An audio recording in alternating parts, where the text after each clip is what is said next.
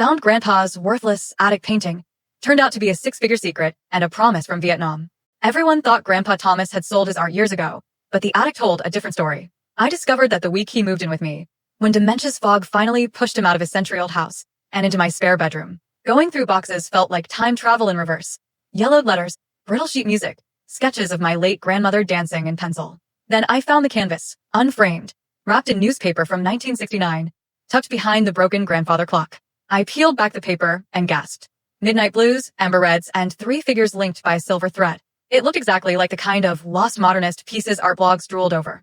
On the back, in shaky charcoal, Grandpa had written, "Keep hidden until we're safe." Safe from what?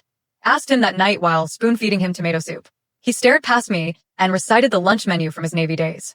The next morning, however, he was clearer. "Some paintings aren't meant for walls, Ellie," he whispered. "They're promises." A week later, money problems crashed into my life. Car engine dead, rising medical bills, rent due. I remembered the painting and Googled an art appraiser. The emails came back fast. Authentic. Valuable. 6 figures if verified. Selling it could save us both. But every time I drafted the listing, I heard Grandpa's words. Promises.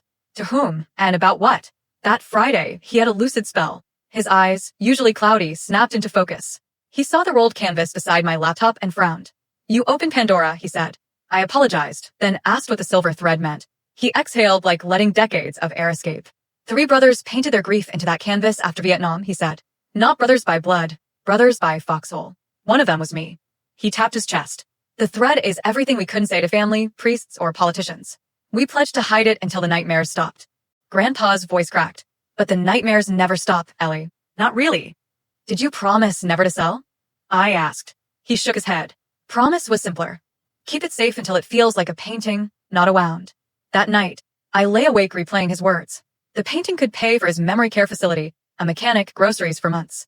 But what if selling it reopened wounds he'd spent 50 years stitching closed? Saturday dawned gray and damp. Grandpa shuffled into the kitchen while I debated pancakes or oatmeal. His sweater was buttoned wrong, but his eyes were alert. He handed me a crumpled envelope. Inside was a photograph. Grandpa and 2 other soldiers in front of the same painting, smiling like men who'd survived hell together.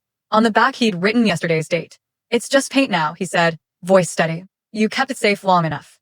I listed the canvas that afternoon. 2 weeks later, the auction house wired more money than I'd ever seen. A third went to each of the other soldiers' families, addresses Grandpa remembered even when he forgot my name. The rest covered his new care home, my repaired car, and a tiny studio where, for the first time, I dared to paint.